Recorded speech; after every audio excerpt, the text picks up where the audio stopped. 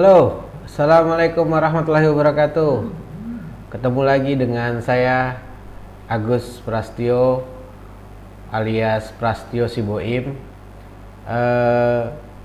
Teman-teman, gimana dengan video yang sebelumnya tentang instalasi aplikasi persediaan dan registrasinya? Semoga semua teman-teman bisa menyelesaikan proses instalasi dan registrasi, karena di video ini saya akan coba memberikan materi tentang bagaimana penggunaan menu-menu yang ada di dalam aplikasi persediaan. Nah, lebih jelasnya kita ikutin video ini sampai tuntas. Oh ya teman-teman, jangan lupa untuk yang baru melihat video saya, tolong video saya di like, jangan lupa subscribe dan aktifkan loncengnya. Nah, kalau sudah selesai melihat video saya, tolong di kolom komentar atau komen, teman-teman komen. Kalau memang video saya harus ada yang diperbaiki, tolong di komentar. Kalau memang bagus, tolong di like, di komen yang bagus, supaya saya tetap semangat membuat video-video untuk rekan-rekan dan teman-teman semua. Video ini bukan hanya untuk teman-teman petugas persediaan, petugas SIMAK BMN, atau petugas SAIBA. Teman-teman mahasiswa yang mau menggunakan video ini sebagai referensi untuk kuliah teman-teman, silakan digunakan. Tapi ingat ya, lihat video saya yang sebelumnya, ada disclaimer-nya. Video ini merupakan video saya sendiri ya, tanpa ada campur tangan dari institusi manapun. Jadi kalau teman-teman mau menggunakan konten yang ada dalam video ini, teman-teman tanggung jawab masing-masing ya.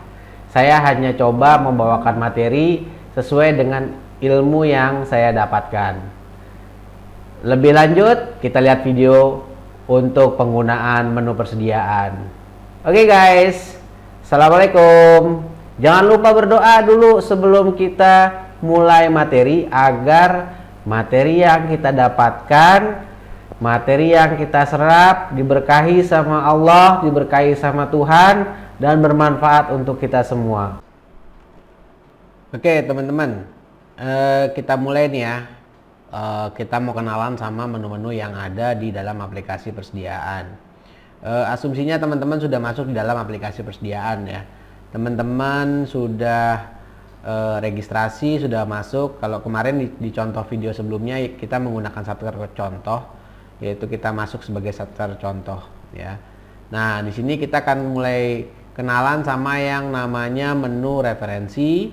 Kita nanti akan kenalan dengan menu transaksi, kita akan kenalan dengan menu laporan, kita akan kenalan dengan menu utility, dan terakhir kita akan kenalan dengan menu keluar ya.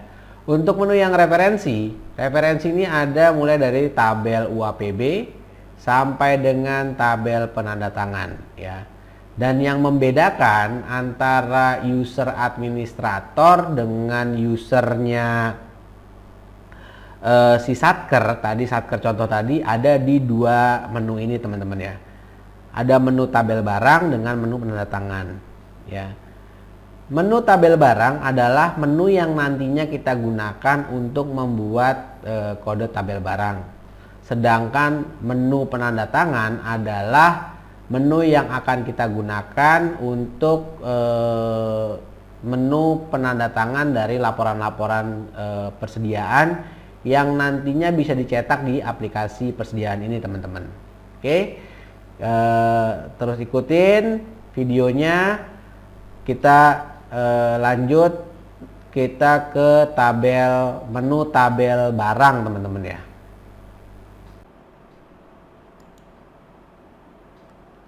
Nah teman-teman, menu tabel barang itu kalau kita klik, isinya seperti ini teman-teman ya. Jadi di menu tabel barang ini ada tombol-tombol ya. Saya menjelaskan ini ada SS kelompok barang, itu nanti ada 10 digit barang yang harus kita input di sini teman-teman. Ya, 10 digit barang ini nanti akan menjadi akun. Ya, akan diterjemahkan oleh aplikasi menjadi akun-akun persediaan. Lalu kode barang ini nanti adalah nomor urut ya, nomor urut barang yang isinya ada 6 digit. Ya, 6 digit. Jadi kalau misalkan teman-teman nanti mau membuat kode barang kertas misalkan. Kode barang kertas berarti teman-teman punya kesempatan untuk membuat karena ini 6 digit itu berarti teman-teman punya kesempatan membuat 999.999 kode barang kertas ya, banyak sekali teman-teman ya. Terus nama barang nanti kita isi dengan uraian nama barang itu sendiri, misalkan tadi kertas, ballpoint atau bahan baku atau apapun nama persediaannya, nanti kita isi nama barangnya ada di kolom ini, disesuaikan sama barang itu sendiri teman-teman ya. Bisa mereknya, bisa tipenya, bisa saja nanti kita produsennya ya, nama produsennya juga bisa kita tambahkan di sini. Lalu ada tentang satuan. Nah, satuan ini nanti sesuai dengan PSAP 05 persediaan PMK 181 tahun 2016. Lalu ada juga terkait sama juknis penggunaan menu persediaan dan simak BMN. Satuan yang digunakan pada aplikasi persediaan adalah satuan terkecil teman-teman. Jadi kalau misalkan kertas, satuan terkecilnya adalah contoh adalah rim. Kalau ballpoint berarti contohnya adalah pieces. Kalau air misalkan liter. Kalau beras misalkan kilo atau per liter. Kalau misalkan apalagi ya, kalau misalkan persediaannya itu berupa toner berarti piece, yaitu masuk dalam persediaan computer supplies. Nah, lalu ada kotak ini nanti ini akan memperlihatkan semua kode barang yang sudah teman-teman buat. Jadi setiap kali kita ada penambahan kode barang, dia akan muncul di metrik atau di tabel barang ini teman-teman. Nah, ada juga kolom cari. Nah, kalau nanti teman-teman misalkan teman-teman sudah membuat ada 1000 atau 10.000 kode barang, kan nggak mungkin nanti kita akan mencarinya pakai menu scrolling yang ada di sebelah kiri atau sebelah kanan ini. Kalau di hadapan saya ini di sebelah kiri, kita nggak mungkin pakai scrolling ini satu-satu kalau ada 10.000 barang teman-teman. Nah, kita bisa menggunakan kolom cari. Tinggal kita ketikkan nama barangnya atau kode barangnya, nanti akan muncul dengan sendirinya di kolom cari ini. Lalu ada tombol-tombol nih teman-teman, ada tombol tambah, ubah, hapus, cetak, dan keluar. Nah, saat kita ingin menambahkan barang baru, kita akan mengklik atau menekan tombol tambah. Nah, kalau teman-teman nanti mau mengubah kode barangnya, teman-teman bisa klik atau tekan tombol ubah.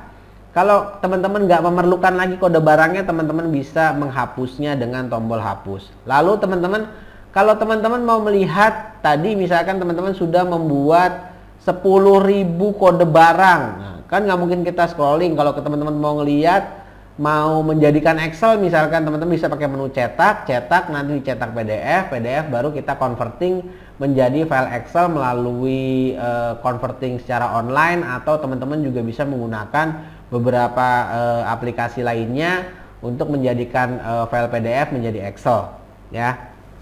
Nah, kita akan coba menambahkan beberapa kode barang ya, 3 kode barang di sini. Kita coba tambahkan, kita klik menu tambah, lalu dia akan aktif teman-teman nih ya. Yang 10 digit kode sub kelompok barang ini akan aktif ya. Kita akan pilih nih teman-teman, kita akan memilih di segitiga kecil ini teman-teman ya. mulai dari kode bidang ya. Kode bidang itu ada 3 digit, 1 misalkan nanti ditambah lagi 2. Ini ada barang habis pakai, barang tak habis pakai, barang bekas dipakai ya. Barang pakai habis, barang tak habis pakai, dan barang bekas dipakai ya. Pengalaman saya menggunakan aplikasi ini, saya belum pernah ada barang bekas dipakai di satuan kerja pemerintah pusat. Tapi barangkali saja nanti di satkernya teman-teman, di satuan kerjanya teman-teman menggunakan kode bidang barang bekas dipakai, bisa saja teman-teman ya.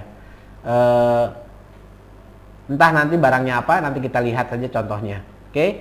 Kita ambil contoh yang pertama adalah barang yang habis pakai. Nah, habis pakai ini lalu kita masuk ke kode kelompok barang. Kode kelompok barang ini ada bahan, suku cadang, alat kegiatan kantor, obat-obatan, sampai dengan ada 10 kode kelompok barang ya, sampai persediaan dari belanja bantuan sosial teman-teman.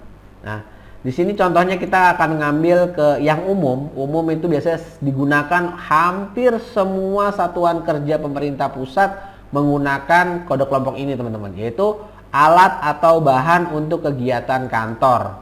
Nah, di kolom berikutnya kita akan memilih ke sub kelompok barang, yaitu ada alat tulis kantor, kertas dan cover, bahan cetak, sampai dengan pilihannya sampai ke 15 sampai ke 16, yaitu kode 99, yaitu alat atau bahan untuk kegiatan kantor lainnya.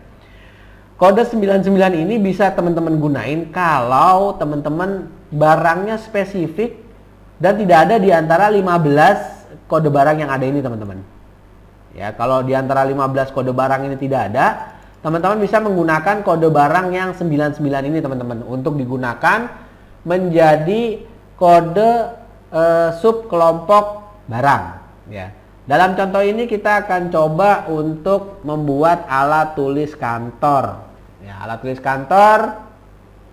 Lalu terakhir kita akan mengisi kolom sub kelompok barang. Nah, sub kelompok barang misalkan ada alat tulis, ada tinta tulis, tinta stempel, penjepit kertas, penggaris, order, buku tulis, macam-macam sampai dengan 15 kode itemnya ya, kode sub kelompok barangnya.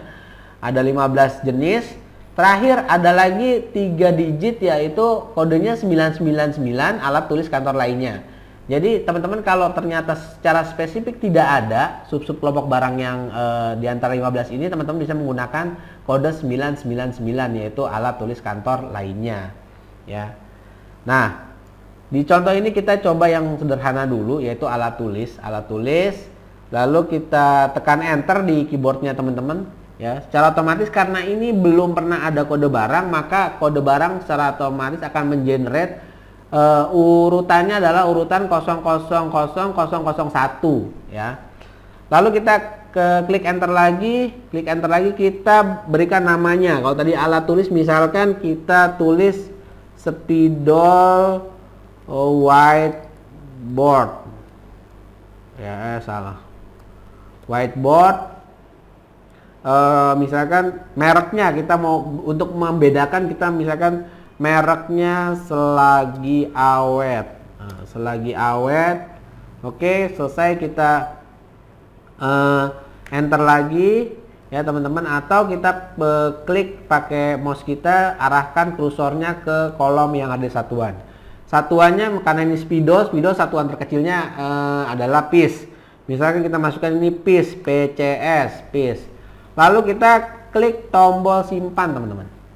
Nah, begitu kita masuk tombol simpan, kode barang tadi sudah masuk ya, sudah tercatat di dalam aplikasi. Kita mempunyai satu kode barang alat tulis berupa spidol whiteboard, mereknya selagi awet, satuannya pieces. Nah, ingat teman-teman ya, teman-teman di petugas persediaan ya, petugas persediaan atau teman-teman mahasiswa ini nanti teman-teman pelajari yang namanya SSkel barang ya.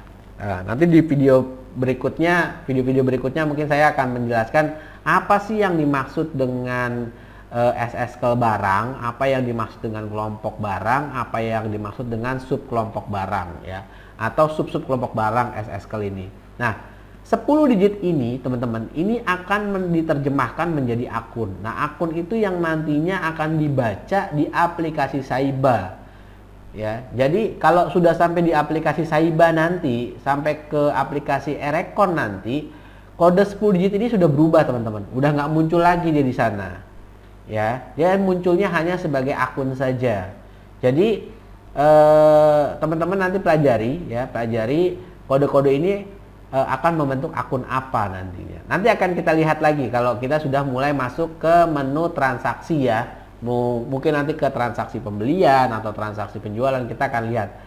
Begitu kita kirim ke aplikasi Saiba, dia sudah berubah menjadi akun. Nanti kita akan buktikan teman-teman. Oke. Sekarang coba kita praktek lagi untuk tambah lagi kalau ini. Yang kedua adalah kalau kode bidangnya tak habis pakai. Lalu kita pilih lagi berikutnya adalah komponen pipa dan rambu-rambu. Misalkan karena ini barangnya tak habis pakai, ya benar juga teman-teman, nggak mungkin kan kita punya persediaan berupa pipanya itu habis. Emang siapa yang mau gigitin pipa teman-teman? Ya, atau komponen mungkin nggak habis ya, tapi rusak. Ya, barang itu rusak atau barang itu sudah usang. Usang artinya berarti tidak sesuai lagi dengan waktu, sudah tidak bisa digunakan karena waktu, bisa saja ya. Atau rambu-rambu juga ini masuk ke dalam klasifikasi aset berupa persediaan, karena bisa saja rambu-rambu itu nantinya dicopot orang, ya kan, dihilang, terus bagaimana, itu bisa saja terjadi teman-teman ya. Kita contoh misalkan ini kita ambil contohnya pipa, lalu kita yang berikutnya adalah pipa air besi tuang, ada pipa asbesemen, pipa baja, kita ambil pipa baja misalkan. Lalu pipa baja gelombang, pipa baja konstruksi, CSP, ada pipa lapis polietilin, ada pipa baja lapis seng, pipa baja lainnya. Contoh kita ambil misalkan pipa baja konstruksi misalkan ya. Nah, ini kita begitu enter masih 001 karena kita belum pernah punya barangnya. Misalkan ini pipa baja konstruksi, misalkan pipa 10 ya. Pipa 10 misalkan 10 kali 6 ya, 10 kali 6 misalnya. Berarti 10 itu misalkan panjangnya, diameternya adalah diameter 6 misalkan. Ya. Lalu kita simpan. Nah, lupa nih teman-teman. Lupa kalau satuannya belum kita masukin. Nah, tadi sudah saya jelaskan kalau ada kesalahan seperti ini atau kekeliruan seperti ini, teman-teman nggak perlu langsung dihapus. Ya, teman-teman kalau mau merubah namanya atau merubah satuannya, teman-teman tinggal klik di menu ubah saja. Ya, menu ubah lalu kita masukkan satuannya. Misalkan pipa itu kita masukkan unit misalkan, per unit pipanya, atau per piece juga bisa, misalkan per piece ya, pipa 1 piece, pipa 1 unit, nah bisa juga itu. Oke, kita masukkan, kita simpan. Oke, ini juga per piece ya teman-teman. Nah, berikutnya kita akan praktek lagi, misalkan tambah barang ke barang bekas pakai. Nah, barang bekas pakai kita masuk lagi, ada komponen bekas, pipa bekas ya. Nah, misalkan taruhlah kasusnya mungkin di lahan kita ya, di lahan kita nggak tahu ini bekas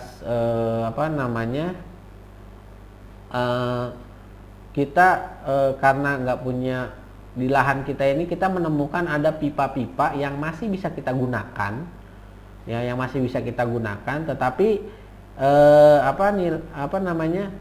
pipa itu bekas pembangunan misalkan, sisa-sisa yang mau kita gunain teman-teman. Nah, ini bisa kita gunakan pakai kode ini teman-teman ya. Misalkan komponen bekas, pipa bekas, komponen bekas pipa lainnya. Taruhlah misalkan komponen bekas atau pipa bekas misalkan ya, kita ambil pipanya lagi pipa bekas. Lalu ada tadi sama nih, hampir sama teman-teman isinya, yaitu pipa bekas lainnya, pipa bekas, pipa baja bekas. Taruhlah kita misalkan ambil ke pipa baja bekas, lalu kode barang masih 001 karena baru pertama kali ya. Untuk kode barang ini baru pertama, misalkan kita ininya pipa sama 10 kali 6 bekas bekas misalkan mereknya SS misalkan, SS45 misalkan. Ya. Terus satuannya sama misalkan piece. Oke. Simpan. Nah, ini adalah contoh kita membuat kode barang ya. Kode barang itu macam-macam ya, teman-teman. Ingat, kode barang itu macam-macam. Yang perlu teman-teman perhatikan adalah satu adalah kode sub-sub kelompok barang ya. 10 digit ini nih teman-teman penting banget karena nantinya akan ditransfer atau dirubah dari kode sub-sub kelompok barang menjadi akun. Ini yang penting, teman-teman. Oke, kita keluar. Nah, kita sudah praktek bagaimana caranya membuat kode barang. Berikutnya adalah kita akan praktek ke penandatangan. Penandatangan itu kalau kita klik menunya ada seperti ini, teman-teman. Ada kotak, isinya ada kolom penanggung jawab unit akuntansi kuasa pengguna barang, yaitu terdiri dari 3 kolom, nama, jabatan, dan NIP. Ya. Terus ada pengelola barang persediaan. Ini juga ada nama, jabatan, dan NIP. Ada kotak, ya. Ada tanggal isi, ada tanggal setuju. Ya, misalkan kita mau membuat daftar penandatangan ini untuk semester 1, periode pelaporan semester 1 tahun 2020 misalkan. Ini kita tinggal tambah, misalkan nama kepala satkernya Suaib, lalu jabatannya misalkan kepala satker, NIP-nya 12345678910 misalnya. Ya. Kita enter lagi, misalkan pengelola barang persediaannya namanya AIM misalkan. AIM jabatan misalkan petugas persediaan. NIP-nya 1098765431. Sebelumnya saya mohon maaf teman-teman ya, nama, jabatan, NIP ini hanya contoh. Jadi kalau ada kesamaan nama atau jabatan, saya mohon maaf, ini hanya contoh ya, tidak untuk tidak ada maksud untuk ketersinggungan apapun ya. Nah, kota misalkan Jakarta, terus tanggal isinya kita isi misalnya ini kita mulai diisinya per tanggal 26.06 tanggal isi misalkan 30.06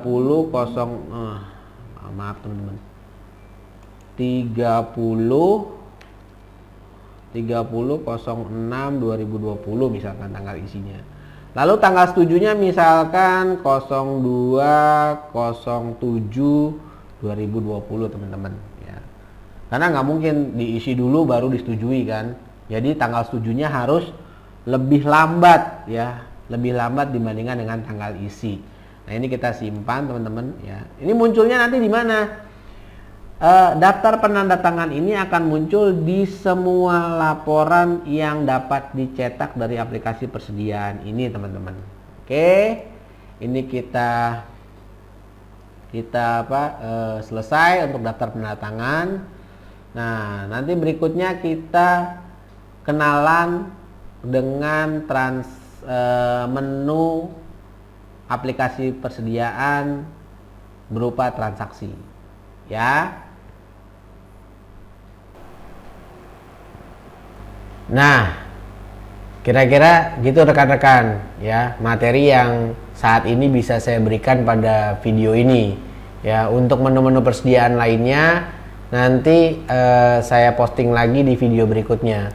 Jadi jangan sampai ketinggalan video berikutnya, tonton terus video saya, tonton terus channel saya, dan jangan lupa sekali lagi teman-teman dukung saya untuk membuat video-video yang bermanfaat untuk teman-teman, untuk rekan-rekan, untuk adik-adik mahasiswa, rekan-rekan mahasiswa, supaya kita bisa lebih produktif di dalam kondisi kita yang saat ini.